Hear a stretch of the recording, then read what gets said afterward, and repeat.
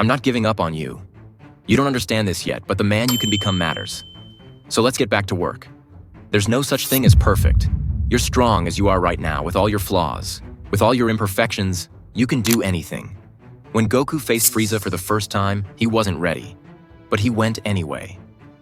There's a Saiyan word, sabishi. It means the loneliness of not becoming who you were meant to be. So tell me, are you ready to stop waiting? You know what's wild? Carl Jung spent decades studying the human psyche, wrote thousands of pages about the shadow self, individuation, the hero's journey. Then, a Japanese manga artist draws a guy with spiky hair who refuses to stay dead, and suddenly millions of men understand what Jung was trying to say. Why is that? Because therapy asks you to talk about your feelings. Dragon Ball shows you what happens when you actually face them.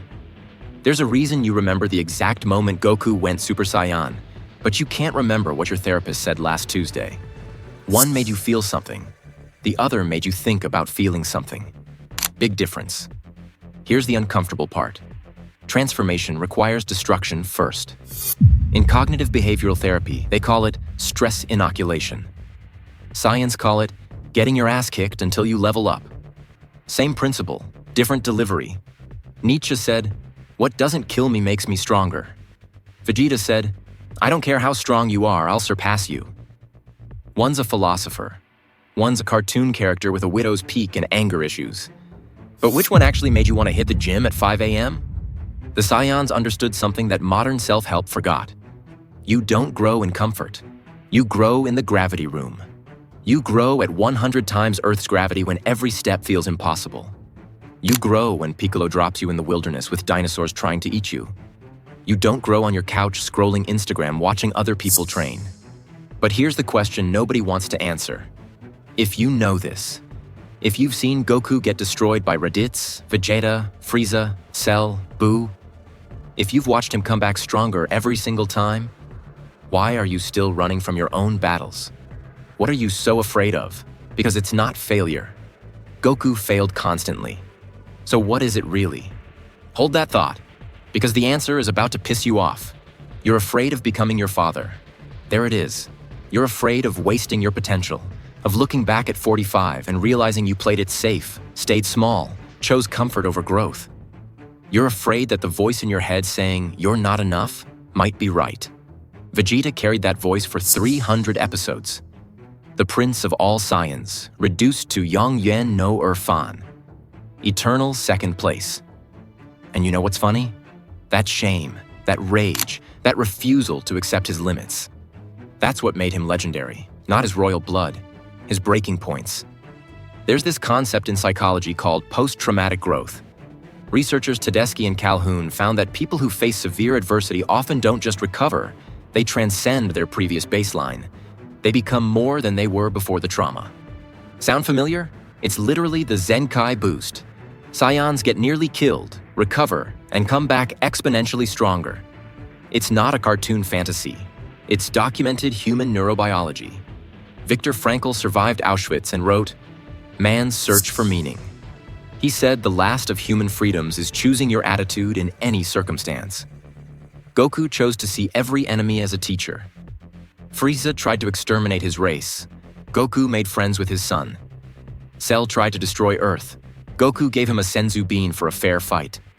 That's not stupidity. That's someone who understands that bitterness is a heavier weight than any training ever could be. But here's the paradox. You know this. You've watched these characters transform through pain. You've seen Gohan go SSJ2 after watching Android 16 die. You've seen Trunks come back from a post-apocalyptic future. You know the formula. Pain plus choice equals power. So why are you still choosing numbness?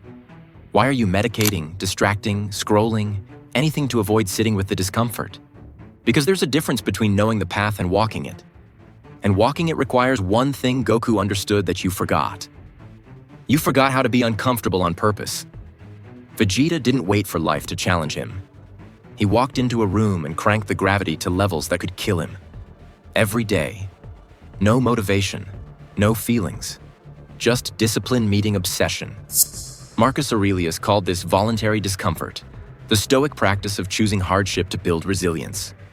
Vegeta called it Tuesday. Here's what your mind does.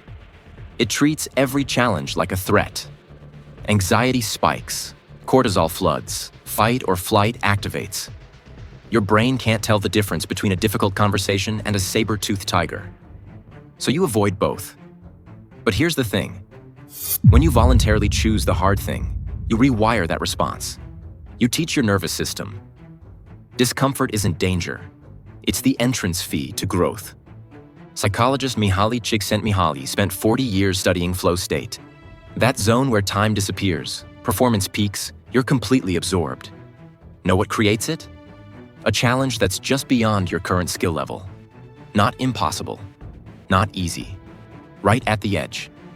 That's ultra instinct without the ego. Your body moving before your mind can doubt it. Master Oogway said, "Your mind is like water. When agitated, it becomes difficult to see.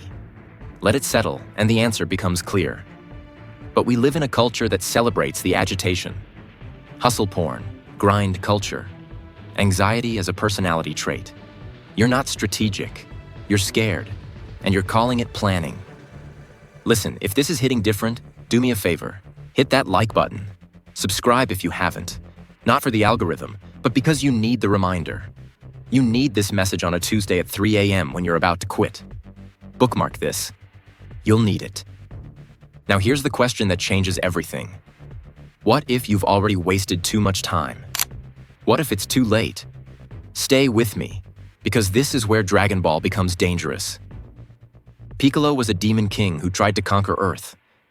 2 seasons later, he's the best father figure in anime history. Vegeta tried to kill everyone Goku loved.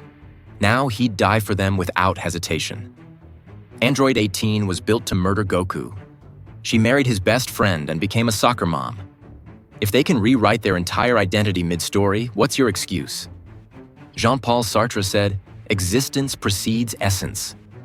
You're not born with a fixed nature. You exist first, then you choose what you become. Every single day. Gohan didn't want to fight. He wanted to be a scholar, wear glasses, live quietly. But when Cell pushed too far, he chose his power. Not because he had to, because something mattered more than his comfort. That's the key everyone misses. You don't need a personality transplant. You need a reason bigger than your fear. The secret ingredient is nothing. Poe spent the entire movie looking for the Dragon Scroll's hidden wisdom. It was blank. A mirror. The power was always his. He just had to believe it was there. Your transformation doesn't need a catastrophic event. It doesn't need rock bottom. It needs a decision. A conscious, unglamorous, boring decision on a Thursday morning. Viktor Frankl said the future is the primary source of meaning, not the past, not even the present. What you're moving toward. All that exists is what's ahead. The man you could be is calling you forward. Every morning. In the silence before the excuses start. You hear him, don't you? That version of yourself that didn't give up. That didn't settle. That didn't trade his potential for comfort. You don't need a hyperbolic time chamber. You need the conversation you've been avoiding. The apology you've been delaying. The boundary you've been too scared to set. The training session at 6 a.m. when it's cold and dark and no one's watching. That's your gravity room. Stop spectating your own life. So yes, anime hits harder than therapy sometimes, because it doesn't let you intellectualize your way out. It shows you the man you could be and asks one simple question. Why are you still choosing to be less? I told you at the start I'm not giving up on you, but you have to stop giving up on yourself. The work starts now.